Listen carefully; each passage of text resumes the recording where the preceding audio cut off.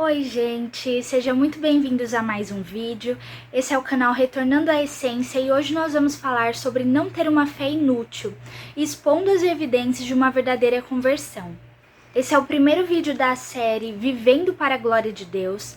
Para quem não viu o último vídeo do canal, eu expliquei que nós vamos ter 3 séries a princípio. Essa que eu acabei de citar, a Desperte e a Prece e uma Fé Consciente. Eu quero começar perguntando para vocês o que é que vocês têm feito da fé que lhes foi apresentada e que vocês propagam por aí, da graça que foi apresentada a cada um de nós.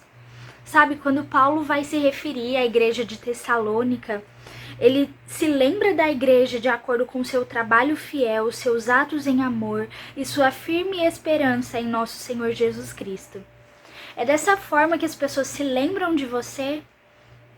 É com essa descrição, são essas as coisas que vêm à mente? Eu quero ler com vocês agora o capítulo, a partir do versículo 2. Sempre damos graças a Deus por todos vocês e os mencionamos constantemente em nossas orações. Quando oramos por vocês diante de nosso Deus e Pai, relembramos seu trabalho fiel, seus atos em amor e sua firme esperança em nosso Senhor Jesus Cristo. Sabemos, irmãos, que Deus os ama e os escolheu, pois quando lhes apresentamos as boas novas, não o fizemos apenas com palavras, mas também com poder, visto que o Espírito Santo lhes deu plena certeza de que era verdade o que lhes dizíamos. E vocês sabem como nos comportamos entre vocês e em seu favor.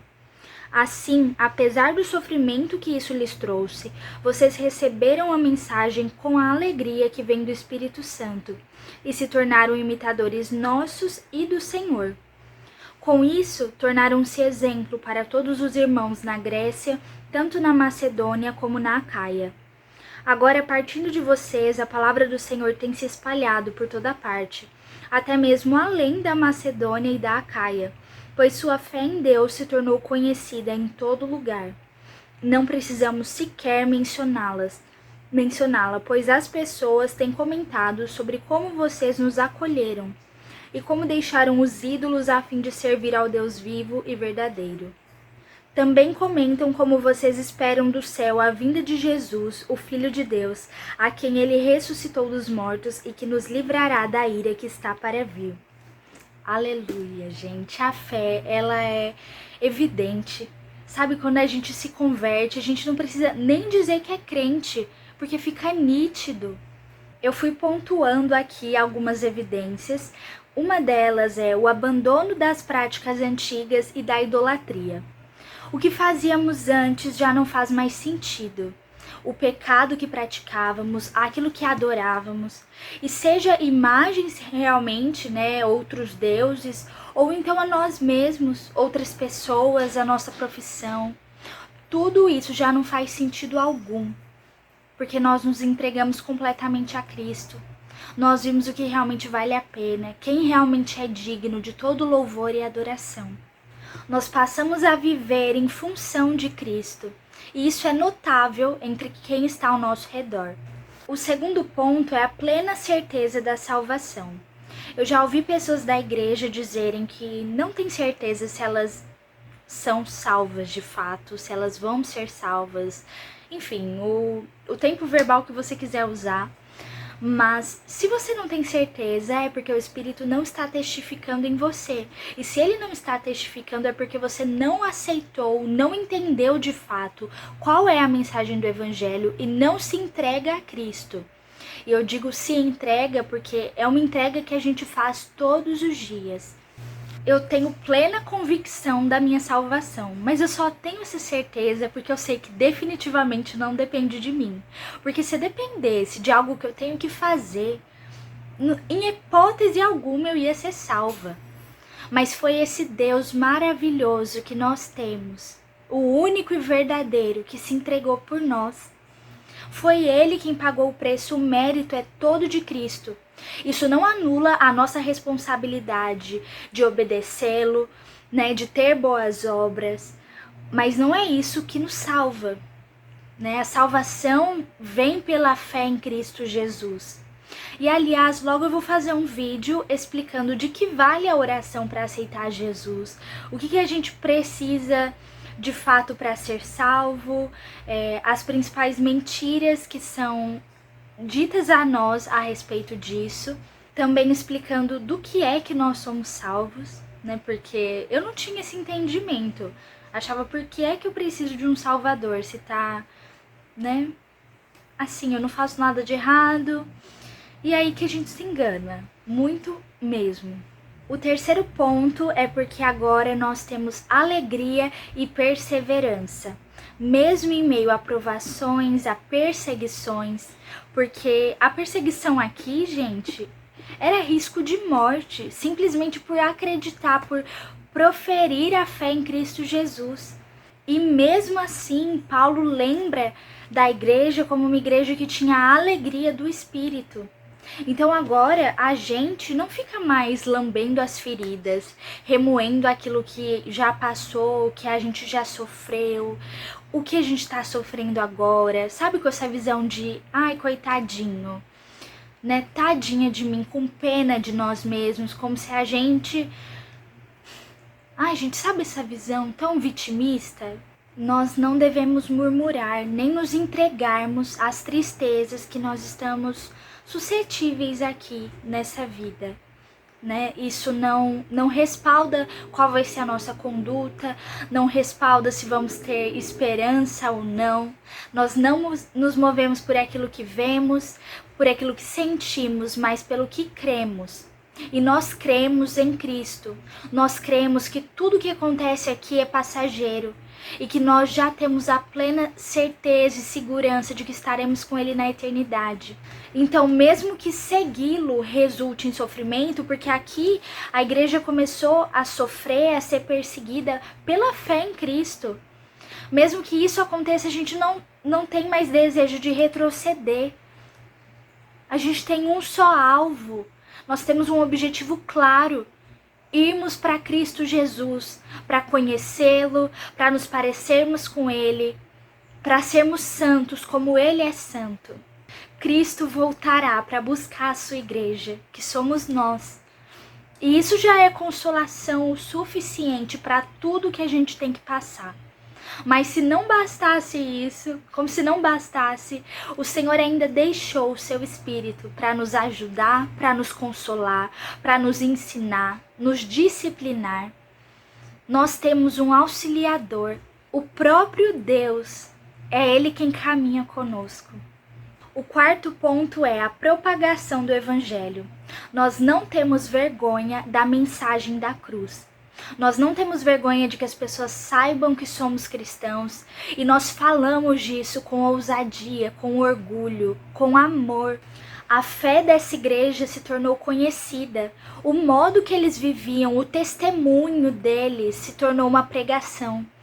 E isso deve ser o mesmo na nossa vida. Isso não anula a necessidade que nós temos de falar, de realmente pregar o evangelho com palavras. Mas de nada adianta a gente falar se não vive, porque a gente vai estar sendo hipócrita e difamando a palavra de Deus, difamando ao Senhor. Então nós temos sim que viver isso aqui e falar. Nós vivemos, temos uma vida baseada na palavra que nos dá autoridade, legalidade para confrontar, para expor, para falar realmente o que é o certo, qual é a vontade de Deus. Aliás, nessa carta nós podemos ver duas perspectivas. A da igreja de Tessalônica, que representa aqui os novos convertidos, pessoas que ainda não são tão maduras na fé, e de Paulo, Silas e Timóteo, já desse outro lado. Porque se você ler o capítulo 2, a maneira dedicada e pura que eles apresentam as boas novas aos tessalônicos foi o que gerou essa fé e uma referência tão consolidada, sabe? Porque eles pregaram e a fé vem pelo ouvir, mas eles também viviam isso, então tinha respaldo, né? Os tessalônicos, eles tinham para quem olhar e um modo de vida para se espelhar.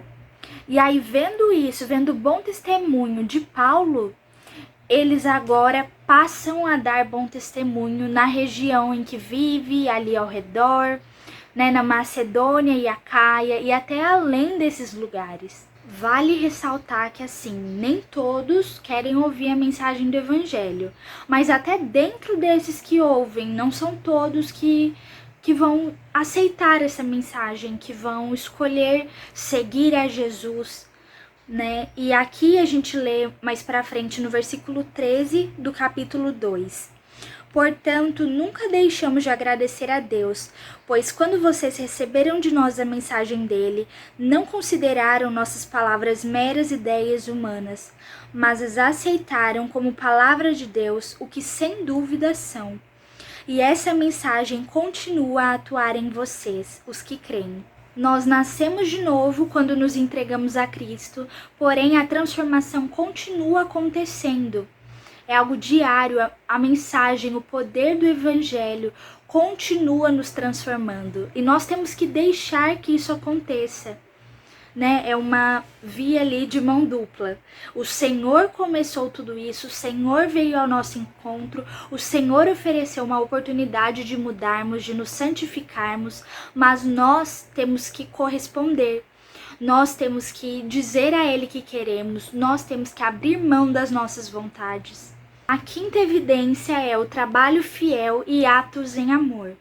Eu poderia ter separado esses, mas eu quero falar mais especificamente sobre cada um em outros vídeos, então eu acabei deixando junto. Mas assim, basicamente, gente, nós não devemos ter uma fé inútil. Uma fé que é apenas falada, uma fé que fica apenas aqui no campo das ideias. Sabe, deve ser algo prático. A fé, ela é acompanhada de boas obras, senão ela está morta. Ofereça o amor que você tem recebido de maneira tão abundante. Olha ao seu redor, veja como você pode servir com dedicação, com alegria, com coração disposto mesmo. Alimente os que estão famintos, dê de beber aos que têm sede, vista aos que estão nus. São esses os conselhos, os mandamentos que o Senhor nos deixa. Não seja indiferente à necessidade das pessoas que estão ao seu redor. E eu sei que isso aqui é um grande desafio. E a gente vai caminhar nisso. A gente está se aperfeiçoando em Cristo, mas não é porque nós temos essa consciência de que ainda não somos perfeitos, que estamos rumo a essa perfeição de Cristo exclusivamente, que então tá tudo bem continuar como estamos. Não está. É uma caminhada, é uma jornada. Aliás, é uma corrida. Nós estamos na corrida da fé e nós temos que ter pressa em cumprir o que está na palavra. Como eu sei que às vezes a gente só escuta falar e não sabe como pôr em prática, eu convido vocês agora a pegarem o bloco de notas, pegar um caderno, algo para anotarem e comecem a perguntar ao Senhor como vocês podem servir no ambiente que estão. No que o Senhor quer que vocês trabalhem. Pode ser que ele responda agora, que venha coisas à sua mente agora, ou mais pra frente. Não é o Senhor que se enquadra na maneira que queremos, né? É tudo no tempo dele. Mas busque isso de todo o seu coração. Busque amar a Deus e amar ao seu próximo. Por que não ir, então, falar com um morador de rua aí próximo ao seu bairro? A gente às vezes fica com receio e realmente temos que ter muita cautela porque o mundo tá cheio de maldade, de violência. Mas o mal está presente desde que o pecado entrou no mundo. E se a gente deixa de fazer o bem por causa do mal, nós estamos compactuando com o mal.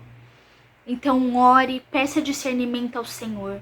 Peça para Ele te levar ao lugar certo, para as pessoas certas. Mas não deixe de fazer o que a palavra ordena.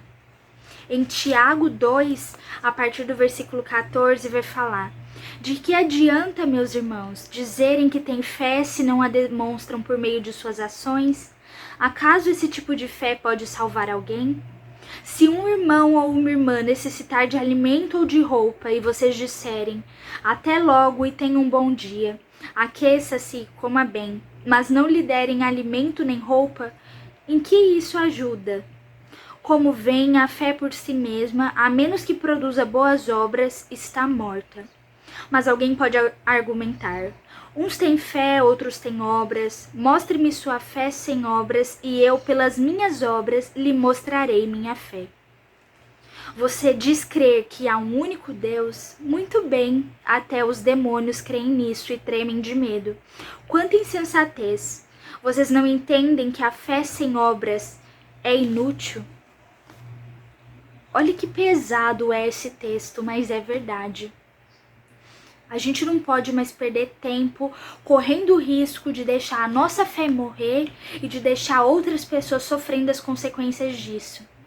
Deus nos convida a fazer parte do trabalho dele, da obra dele, de demonstrarmos amor, misericórdia. A finalidade desse vídeo e a minha oração é para que esse título de cristão não seja apenas um nome na sua vida.